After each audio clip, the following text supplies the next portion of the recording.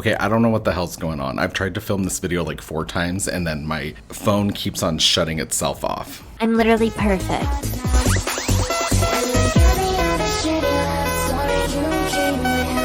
Hey dumpster divers, and welcome back to a new episode of now that I'm done with grad school, I can start investing a little bit more of my free time back into this channel. Okay. If you guys remember, back before I went to school, I used to spend a lot of time on this channel. I used to do a lot of stuff.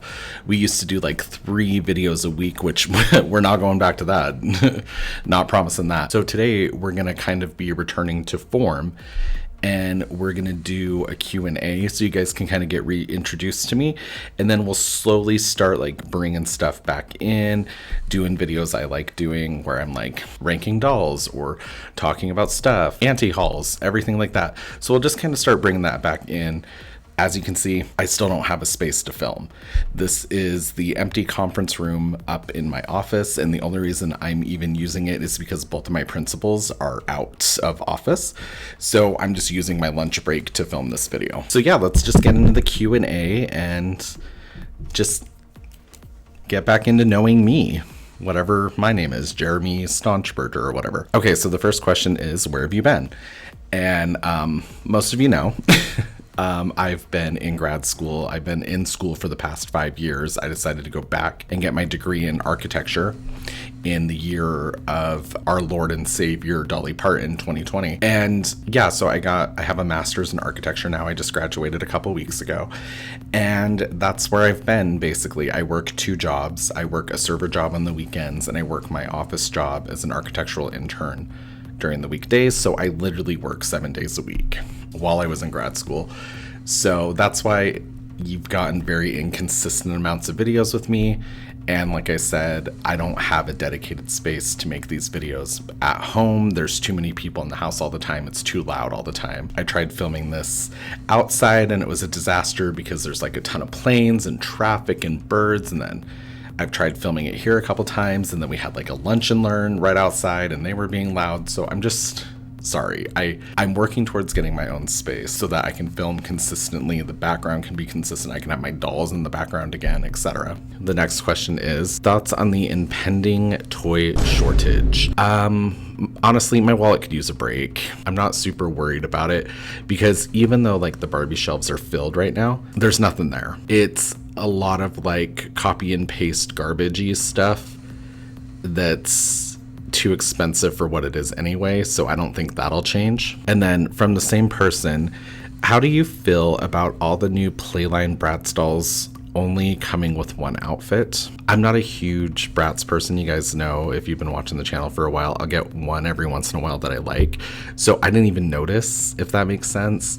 I can say with another MGA line, like Rainbow High, when they started like really downsizing, that was disappointing. So I get that. And yeah, but I didn't notice with Bratz. I'm sorry. I get like a couple every year. But yeah, I understand the frustration based off how Rainbow High got the same treatment. So I'm curious, if you could design your ideal doll line or even a line of dolls, what would that look like? And I've talked about this before on my channel. If I had my own doll line, obviously it would be 12-inch, like 1/6 scale, Barbie scale size dolls, where you buy your own doll. They're articulated and they do whatever, right? Then you buy everything else around them and create your own world around them. So you could buy them like a jet ski or some Barbie basics, kind of like fashion packs, accessory packs. So they'd have like shoes and wallets and cigars and like, I don't give a shit, like all that stuff.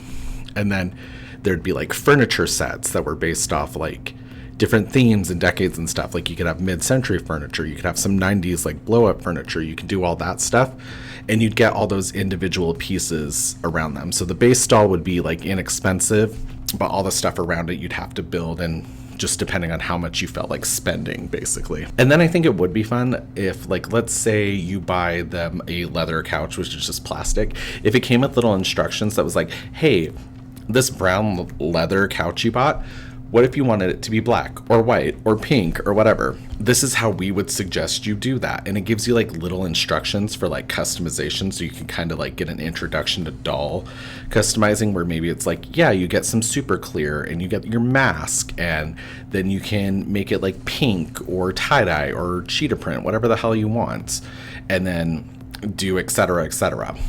So I think that'd be really fun too, to help encourage like customization. So maybe we all have like a bunch of the same silhouettes, but it's all like our own ideas, and just really kind of like instilling that creativity and play back into a doll line, but have it be elevated so that both collectors and children could really like the dolls. And then I'm sure you'd have to do like an app or some online shit or something. Are you planning on doing more vintage doll reviews, possibly of older collector Barbies from the 90s? And so, yeah, I've talked about how I've wanted to curate my collection. And I was born in 1991, so I was only alive in the 80s for about 8 years until 1999. And then we started Y2K. And that's when I was really paying attention to dolls. Obviously, the 1997 Ariels came out, and that's when I was really paying attention, and those would have come out when I was like 6. So headed in that direction. As far as like 90s collector goes, there's not like a bunch of 90s collector dolls that like stick out to me, because that's really big into like when Bob Mackie was doing a bunch of signature and collector dolls for them. They do have some like repro dolls that are really pretty that are made out of porcelain that I've thought about getting before. I think because I want to curate my collection, and the more vintage, whatever, Y2K, whatever you want to call it, stuff would start coming into my collection more. I do feel like that's the way I want to take it, but I also want to downsize my collection a lot, and I only want to start getting stuff that I absolutely love, not just getting it because I think it'll get like clicks and views and it's for content and everything. Like, I don't think that's my jam. You guys can tell when I hate something, and then it's like, why am I spending my money on it if I hate it that much, you know? And I mean, you don't always know until you get the doll, because everything's online now. You can't go to the stores and physically look at it, and that kind of sucks. So what's your favorite doll in your whole collection? There's way too many. It's really hard to pin it down to like a favorite doll. If I had to give you like a gun to my head, like blank generic answer, obviously the 1997 Mermaid Princess Ariel was one of my grail dolls. I have like multiples of them, and I think it's like a quintessential really good answer for that. But because I've been doing this for so long, and I do have like kind of a base that watches me, Brent, if you guys like follow me on Instagram, you know that Brent's like one of my OG fans, and he'll send me like customized dolls and everything, and I've always really liked them, but now they're even more special to me because if you guys know, Brent died. He's one of my OG fans, and I'm so glad like people told me and everything, but it's really sad. He was only in his 50s. We talked every day. That's like how OG of a fan he is. Been there since the very, very, very beginning. And I didn't hear from him for a couple days, and I don't know. I had a pit in my stomach, and when I got the text and everything, it just broke my heart. And so obviously his dolls right now are going to be some of my favorite dolls. He's made me just so many things, and he was painting me this painting, and luckily his brother's going to send it to me once they figure out what they're doing with everything that he owns. But yeah. So that's my favorite stuff right now. I have it like tucked away safely in storage, wrapped and protected and everything. But yeah, he's sent me a bunch of stuff over the years. And you guys know, like, I've done a couple videos of like packages he's sent me before, and they're my favorite PR packages and everything that I've ever got. And then a continuation of this past question. Also, what's your favorite brand currently on the market? I'm gonna say like, currently the brand that's impressing me like the most often is definitely like the Disney I Love You Forever dolls. I just think they're just really good for the price. I think they have very current and modern silhouettes. It is a little cheeseball that it's like all Disney themed, which I get, but the faces are cute, the articulation, the bodies go all the way through, like they're full, deep, heavy plastic bodies. And I just think they're all really adorable. I don't buy a ton of them because it would become a problem if I did. I think they're the best playline dolls on the market and everything. They're easily accessible. They're on shelves. They're online. They're just really easy to get a hold of. And I think that's also really important when you're looking at like a good doll line. And so this one is, how are you doing? Also thoughts on the Katy Perry doll. I'm doing fine. I'm adjusting after going like 100 miles per hour for so many years. And then that first week, I did my final presentation for my thesis and everything kind of slowed down. I got like really sick and really sore. So I don't know, I was just exhausted, and then having to slow down that fast, it was crazy. And now I'm like scared because I have free time again and I don't know what to do with it. I don't know how to have fun. I don't know what my hobbies are, my interests are, or anything. I want to start reading again and I want to be outside a lot more again. But like, yeah, so that's how I'm doing. I'm just having a mini freak out because I have to figure out who I am again. And then my thoughts on the Katy Perry doll. It's stupid. It's a stupid, soulless cash grab for like extreme Katy Perry fans that are willing to spend $175 on like a Temu doll with bald spots. I just think it's dumb. I just think it's really dumb. And obviously we didn't need to buy them to know how bad they look. The pictures alone did plenty of justice. But I mean, you know, it's for the content, I guess. Do it for the content. It doesn't hurt anybody if you bought those dolls. I guess just your wallet. Okay, so thoughts on the Trump tariffs. Here on this channel, we don't get political and we just like to be really positive. No, just kidding. I don't fucking do that. If you're apolitical or you're like, I'm in the middle, I know what side you're on. So the Trump tariffs, I think they're stupid. I think it's just market manipulation to already increase profits for the very, very rich people who play around in stocks and stuff like that.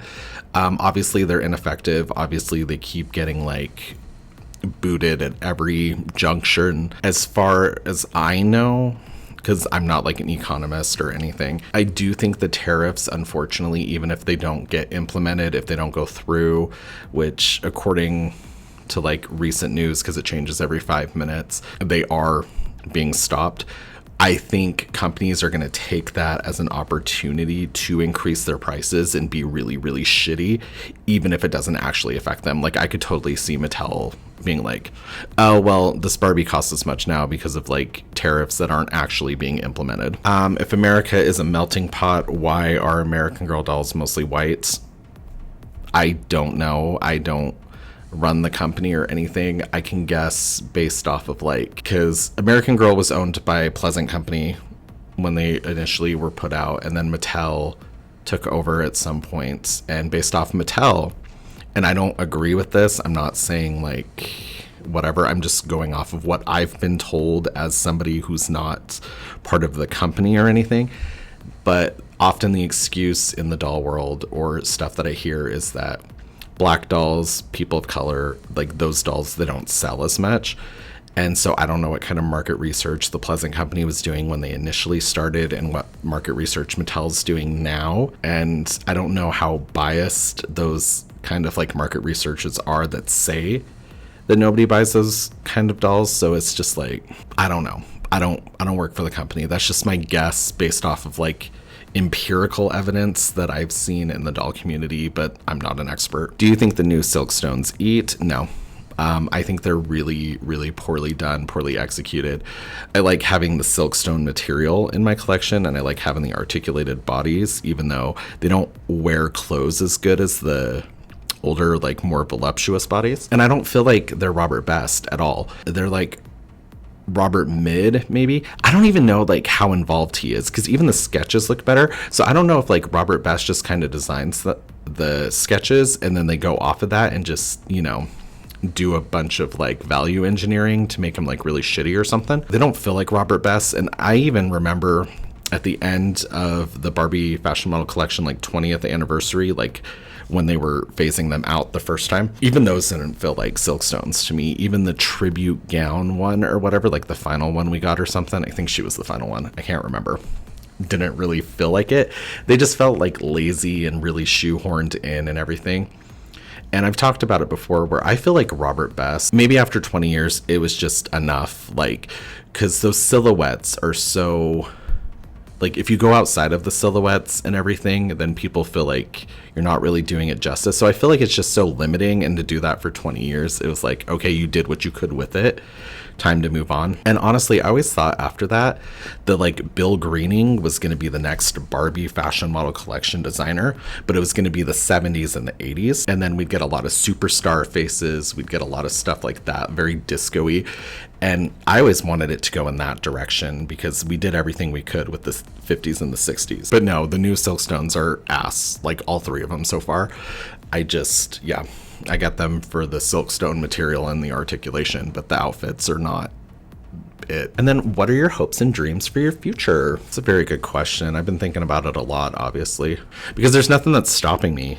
You know, I could do whatever I want now that I'm done with school. I could keep going for a career in architecture, you know, eventually become licensed and become an actual like practicing architect. I would love to do historic preservation and adaptive reuse. If I did that, I want to travel all over the world to do that, which means I need to learn the metric system. That way I could just go around the world just like restoring old buildings, working with already existing buildings. Like that's what I want to do with architecture. I did stand up for years. I would love to live in a city where I could do stand up again and see where that goes. I'd like to give you guys better content on here. That's just what I'm kind of hoping for my future. I don't know. It's always up in the air because I am so fluid and I'm willing to like say yes to scary things, and I'm not like gonna not take opportunities. I don't ever plan on having like a partner or anything. I texted my ex a while back and I was like, hey, when did we break up? And it was 2015. So I've been single for 10 years and I'm like 80-20 on it. Usually 80% of the time I'm totally fine with it. So I don't plan on like having a partner or a family, and I'm a millennial, so there's no way I'm ever going to own a home. So yeah, I just have all the freedom in the world to do whatever I want with my career, basically. How far has your collection grown since you started, or have you downsized it? I haven't downsized yet. I want to. About 3 years ago, I think I went through all my stuff to kind of get like a count on what we were doing, and I think it was around like $550 years ago. So at this point it could be like in the 800s. I don't think it would be 1,000 yet, but like it's too much. It's way too much. I don't even know what I have at this point, and that's what terrifies me. So a little timeline. In like 2012 I started really getting into like eBay. So I started buying like some old stuff that I wanted, like some old Tycho dolls, maybe some old Gloob, like Anastasia dolls, you know, some Disney store dolls that were current at the time in 2012. And then when I moved to Arizona, I moved there with like maybe like 20 dolls. And then in like 2000, when was that? Was it 2015 or something? Is that when the broad-bodied like denim Ken came out? Because that's what got me back in. And then it kind of snowballed from there and I just went nuts. And I remember Barbie fashion model collection Palm Beach swimsuit doll was like $60 or something on eBay. And I remember being like, oh, I would never spend that much money on a doll. That's insane. And now what I consider like a good price for a doll, if I really want it, is nuts what I can talk myself into. And so yeah, it just snowballed from there. And then when I was making content, when I first started, I would get stuff that I thought would get me views, not necessarily stuff I wanted, and I was a completionist, and that's not even good either. So it was paired with like bad spending habits, and I was a server, so I was making money daily. I was making a shit ton of money when I was serving and bartending before the pandemic. And so it's just grown since that 20 initial dolls up until like whatever we're doing now. So yes, I would love to start downsizing, and I'll definitely document that, but I need the space and my own space to do it, and I don't even have space right now to film a video. So what dolls are you trying to get at this time? That goes into like the vintage and curating my collection and everything. Obviously it's just like a bunch of Mycene dolls that I keep an eye on, and just like anything like that, anything currently on the market or upcoming. It was basically just that new Playline Ariel doll, and I got her, so you guys know that. I posted like a couple of short videos about it. But anything in the immediate future that might be coming out, I can't think of. So mostly just that, just older, maybe some Silkstones and maybe some Mycene dolls. That's where my head is at right now. And then what did you think of the Wicked movie? I haven't seen it. I wanted to go with my family and everything, and then we couldn't get the timing right, and so I just never went and saw it, and I figured I'd watch it when it came out on streaming. And getting me to sit down and watch a movie, though, that I haven't already watched is tough. And then congratulations on graduating. What's next for you? I don't even know. I'm open. I'm looking at firms all over the world, different cities in the United States, all that stuff. I've looked at New Zealand, Singapore, Spain, Los Angeles, Seattle, all that stuff. I've just looked everywhere. I wouldn't mind going back to Arizona again. Do you play Pokemon Go /Sleep? I do play Pokemon Go. I've been there since day one when it initially launched. And then I started getting back into it again recently. So I can actually go out and walk around and hatch my eggs and everything. So why do you love Ariel so much? When my mom was pregnant with me, she got a sonogram and I was supposed to be like a little girl or something. And I think they just hit the sonogram weird or something. And they were like, oh yeah, that's a girl. And so it was like a huge movie at the time because I was born in 1991. The movie came out in 1989. It was on VHS and then it got a re-release or whatever, which was the 1997 stuff. So I was 6 years old when all that came out, so it was like perfect prime doll kid age. Ever since then, it's just been Ariel, mermaids, everything. Like, I love that the Little Mermaid's like an allegory for unrequited gay love, and there's just a lot about it that I love. I love Jodie Benson. I love her voice. Live action Ariel, Hallie, I love her voice. And so it's been a constant in my life and it just keeps getting re-solidified. And so, yeah, that's why I like having so many Ariel dolls around. Has there been any recent shift in focus on your collection? And yeah, the same thing where I just want to curate it more and downsize it more. I think that's the shift I really want to do. Buy a lot less, but more of what I love. If you could choose one company to make Disney dolls permanently, who would you choose? The Disney store itself, I don't know who makes their dolls, but I think they're the best bang for your buck. They're never hard top. They're almost always articulated well, and they have decent faces. I think Mattel has better face sculpts than the Disney store currently, but the Disney store dolls, they usually do a better job. Other than when they were letting all those designers do all those like really assy like designs, those were mostly not good dolls. But yeah, for the most part, I really, really like the Disney store dolls. So I think they do a good job on their own. But yeah, if anybody could tell me who makes those dolls, I'd love to know because I think it'd be really cool. Oh, and then what's the link to your online profiles? I have a BlueSky and a Twitter. They're not safe for work. Those are linked below. It's mostly just where I do art and stuff. And I mean, you can follow that if you want, but yeah, it is adult content. Okay, guys, that's it. We did it. We filmed a video. We finally got all the way through. Yeah, thanks for asking me questions. Thanks for letting me reintroduce myself to you guys. So many things have changed, I think, since the last time I did a Q&A like this, and if I remember, I'll link that below too if you guys want to see how much I've changed, because I'm definitely fatter now.